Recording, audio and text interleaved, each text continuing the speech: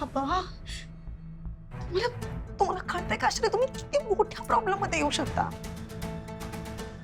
का केलं तुम्ही हे सगळं? आता आता बनीसाठी केलं हे तर अजिबात सांगू नका मला. असं जर असतं ना तर केअरटेकर म्हणून तुम्ही माझं नाव लावलं असतं, आकाश रावांचं नाही.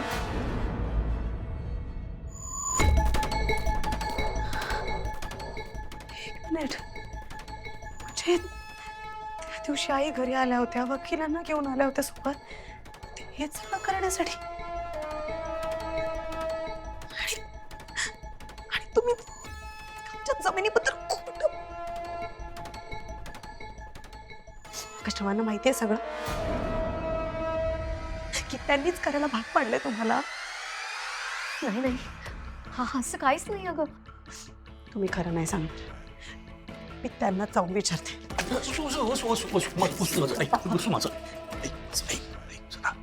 वसू, त्यांना काही माहितीच नाहीये ग. आणि त्याला काही कळतंय का मला?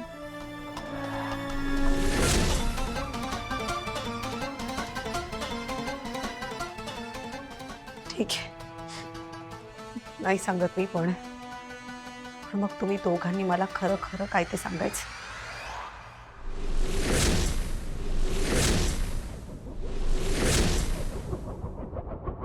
तुम्हा दोघांना शपथ आहे आई बाबा बनीची. वसू, अगं जयश्री त्यांनी बनीच्या नावावर घर करायला सांगितलं आणि केअरटेकर म्हणून आकाशरावांचं नाव घ्यायला भाग पाडलं.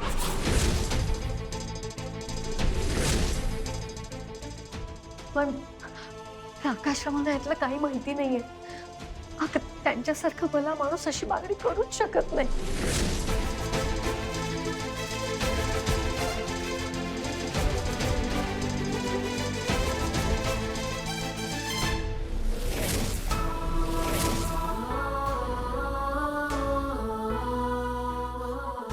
वसू बाळा, मला माहितीये तू काय विचार करतेस ते. पण जयश्री त्यांचे काही चुकलं असं मला वाटत नाही. बनीच्या भविष्याचा विचार करून तसं केलं असेल.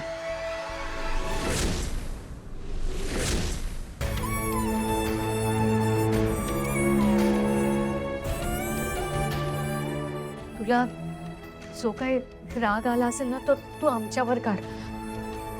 पण आकाशरावांना यातलं काही सांगू नकोस. वसू बाळा, तुम्हा दोघांकडून मला ही अपेक्षाच नव्हती आई. रात्रभर बनीच्या नावावर करून आकाश रावांना केअरटेकर बनवून त्यांच्या आईने एक प्रकारे तुमच्याकडून हुंडाच घेतला. रात्रभर बनीच्या नावावर करून आकाश रावांना केअरटेकर बनवून त्यांच्या आईने एक प्रकारे तुमच्याकडून हुंडाच घेतला. वसुंधरा,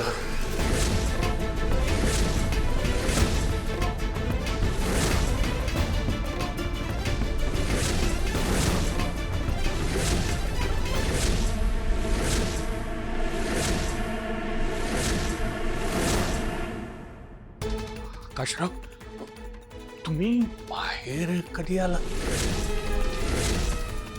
आकाशराव, तुम्हाला वाटतंय तसं? असू दे आई, ऐकलंय मी सगळं. आपण निघतोय वसुंधरा, चल.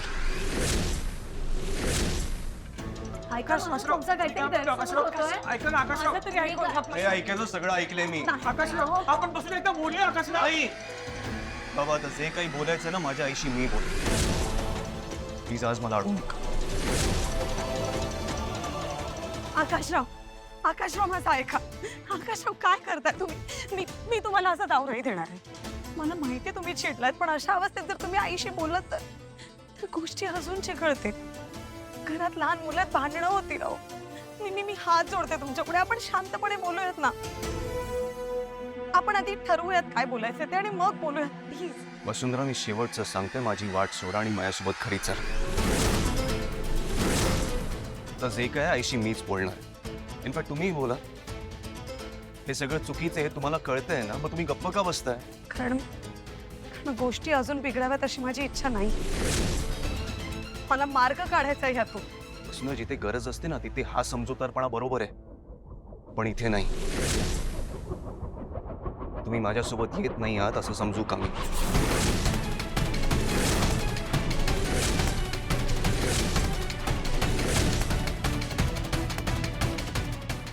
ठीक.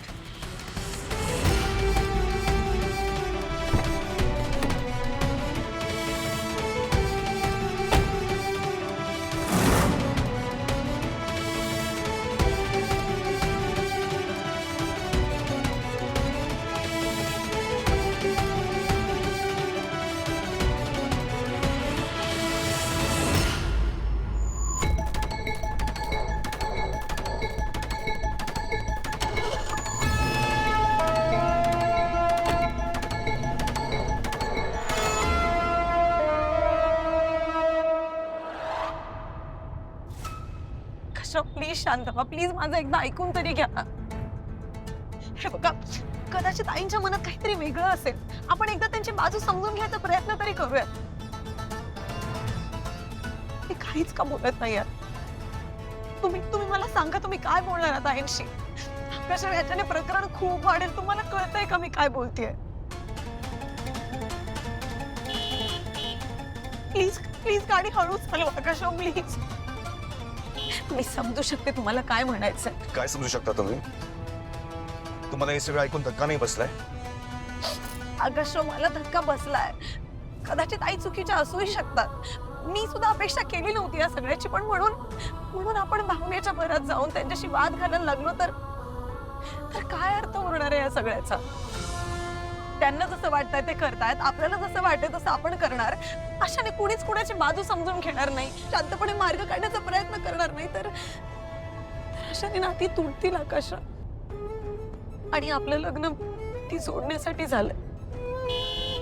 आईच्या वागण्याचे अर्थ आपण कितीही काही काढले तरी मला असं वाटतं की आपण एकदा शांतपणे त्यांना विचारूयात की काय झालंय आणि आपल्याला काय वाटतं हे आपण शांतपणे सांगूयात. आकाशराव, तरच यातून काहीतरी सुवर्ण मध्ये निघेल. नाहीतर मला कायम असं वाटत राहील की मी या घरात आले म्हणून भांडणं झाली. आकाशराव, प्लीज माझं एकदा ऐकून घ्या. तुम्ही आईशी जर असं भांडलात ना तर ते अजून चिडतील माझ्यावर आणि माझ्या आई बाबांबद्दल अजून गैरसमज करून घेतील. प्लीज आकाशराव, प्लीज मला एकदा समजून घ्या प्लीज. मला फक्त एका प्रश्नाचं उत्तर द्या तुम्हाला हे सगळं माहिती होतं? काय? हेच की माझ्या आईने तुमच्या वडिलांना हुंडा द्यायला भाग पाडलं होतं. कारण जर तुम्हाला माहिती असताना तुम्ही काही स्टँड घेतला नसेल ना तर मला माहित नाही. त्याचा तेवढाच दोष मी तुम्हालाही देईन. मला खरंच काही माहित नव्हतं. म्हणजे चुकून माझ्या हाताला फाईल लागली आणि तेव्हा बस मला तेवढंच कन्फर्म करायचं होतं. आता जे काय बोलायचं ते मी आईशी बोलीन, तुम्ही शांत बसा.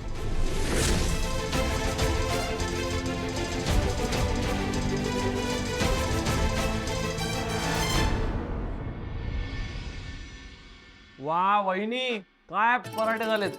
अजून एका मला. अवनी, मला पण एक. हो आणते. खरं छान छान छान झालाय पराठा. थँक्यू बाबा.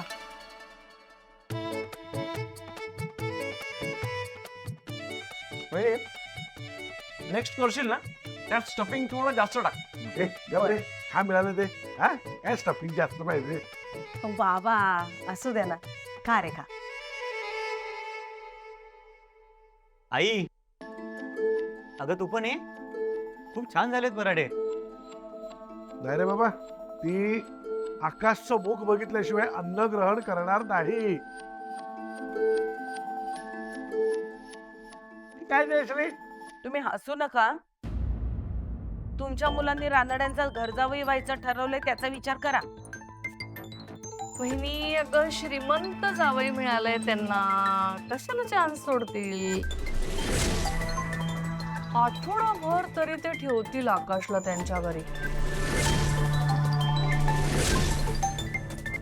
वहिनी, म्हणजे कसला बदला वगैरे तर नाही घेते ना ते?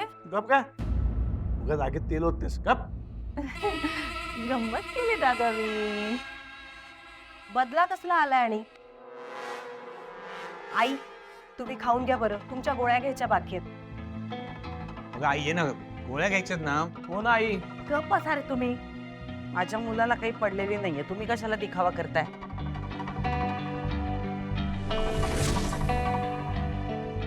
सकाळी उठून लवकर येतो म्हणाला होता, बघा आता अजून आलेला नाहीये. हा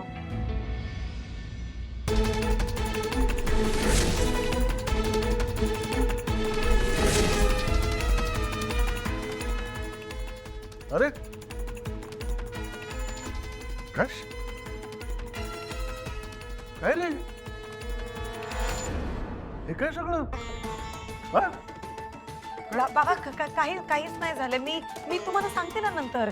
मी आई मी काय म्हणते, मी जेवणाचं बघते. आलेच मी. खरं खरं सांग आई.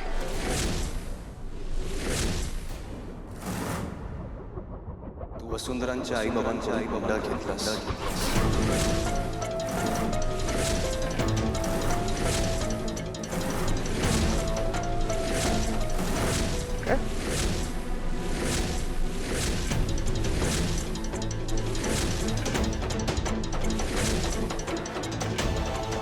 आकाश मी आई तू वसुंधरांच्या आई बाबांकडून हुंडा घेतलास की नाही?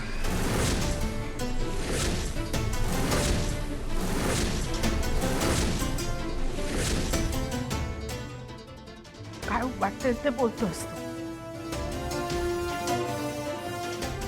तुझ्या सांगण्यावरून त्यांनी ते घर बनीच्या नावावर केलं आणि मला केअरटेकर बनवलं.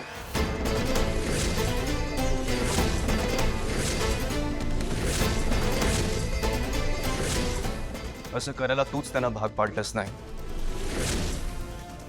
काय करताय तुम्ही? प्लीज हा विषय नको ना. मी आई सांग ना, का त्यांचं घर ओरबाळून घेतलंस तू? त्यांची मुलगी आपल्या घरात नांदते म्हणून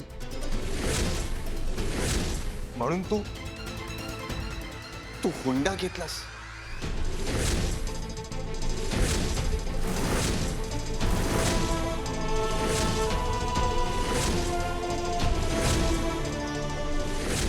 काय काय बोलतोयस तू? कान भरले ना त्यांनी तुझे? हीच भीती होती मला. त्यांनी जे काही केलं ते त्यांच्या बनीसाठी हे केलं. म्हणजे हे खरं आहे. काय ऐकतोय मी जयश्री? नाही बाबा असं काहीच नाही. हा सगळा गैरसमज आहे. उलट त्यामुळे स्पष्ट झाले सगळे. घरातल्या सगळ्यांनाच माहिती आहे की जयश्री तुझा किती रागराग करते ते.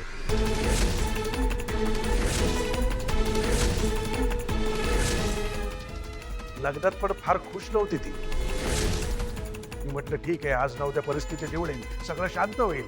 पण तिच्या मनात एवढा कडवटपणा भरलाय याचा स्वप्नात देखील विचार केला नव्हता जयश्री.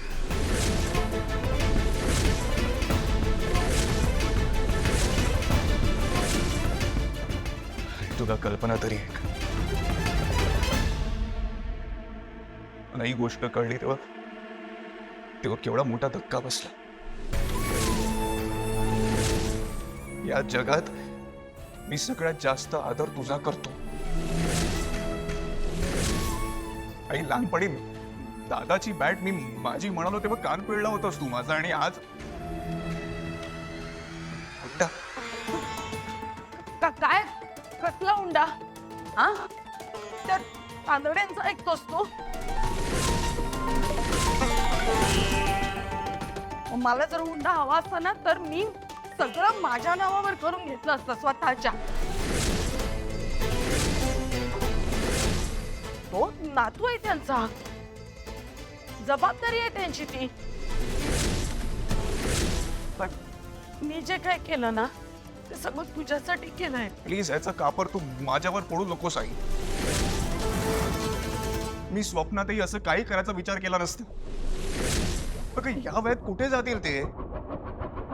तो त्यांचा प्रश्न.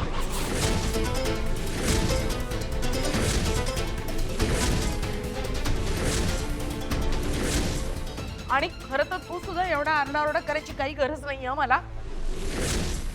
वाटेल तसे आरोप करतोयस माझ्यावर ते. असं काय आभाळ कोसळलंय? त्यांना त्यांच्या नातवासाठी करावंसं वाटलं, त्यांनी केलं. काय बिघडलं? पण त्यांनी असं का केलं असेल? नाही म्हणजे त्यांना बनीची काळजी आहे मान्य आहे, पण मग त्यांनी मृत्यूपत्र बनवलं असतं ना.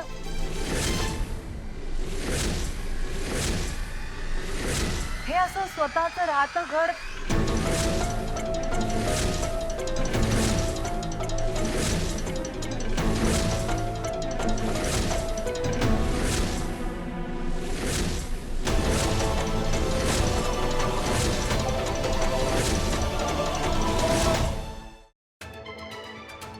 मी सांगते का ते. रानड यांना व्यवस्थित माहिती आहे की त्यांनी त्यांच्या नातवाला खूप हुशारीने आपल्या गळ्यात मारला.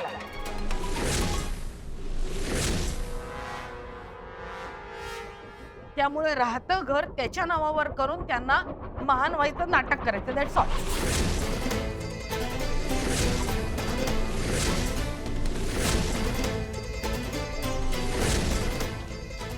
काय बोललीस तू? गळ्यात मारलंय? हो.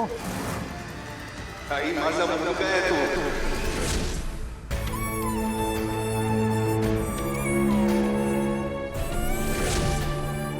चिनू मनूवर जितकं आहे ना तितकंच प्रेम आहे माझं त्याच्यावर.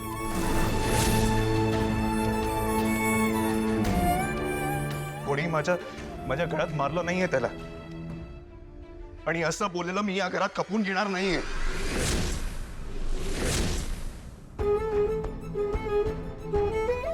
चिनू मनूला वाढवताना जो खर्च होतो त्याचा हिशोब मी लिहून ठेवत नाहीये की त्या मोठ्या झाल्यावर त्यांच्याकडून वसूल करेन मी. आणि तेच बनीच्या बाबतीत पण आहे.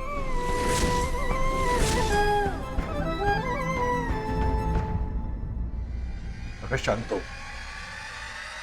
मला वसुंधराकडून उत्तर हवं.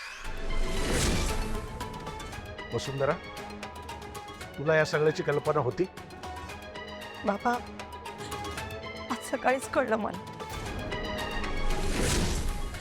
पण ही सगळी माझी चूक आहे बाबा. म्हणजे मला जेव्हा कळलं तेव्हा मलाही धक्काच बसला होता, आणि मी म्हणूनच आई बाबांना जाब विचारण्यासाठी गेले होते. आणि नेमकं हे सगळं आकाशवाणी ऐकलं.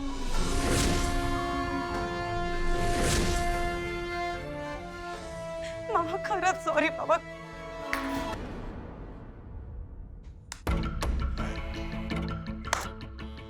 वा, कमाल नाटक करते ही मुलगी. तुम्हाला काय वाटतं ग? तुम्ही तिघं कसेही वागलात तरी मला काहीच कळणार नाही. तू आणि तुझे आई वडील तिघांनी हे मुद्दाम घडवून आणलंय. तुम्ही तिघही असे एक जात.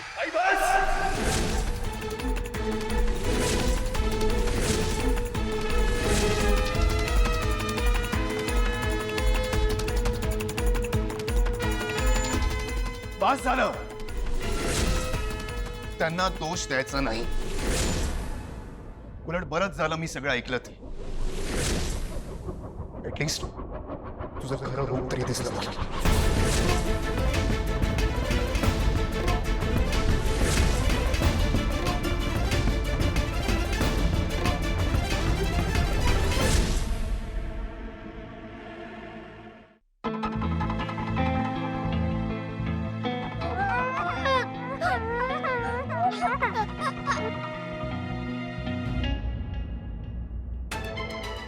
चिनू मनू,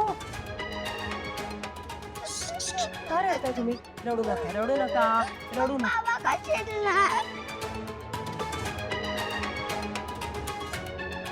आकाश, तू प्लीज सावर स्वतःला. शांत हो. अखिल, आदिती, आज तुम्ही मुलांना सोडायला जायचा. हो. शाळेत जा. रडू. मनू, रडू नको, रडू नको. अदिती, नीट जा, नीट जा.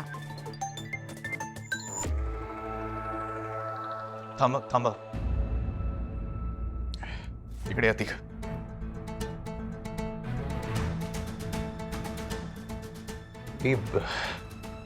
चिडलो नव्हतो बाळा. आम्ही फक्त चर्चा करत होतो थोडीशी. सॉरी, मी घाबरवलो ना तुम्हाला. सॉरी बाबा, जर माझ्याकडून काही चूक झाली असेल तर. बाळा, तुझी काहीच चूक नाही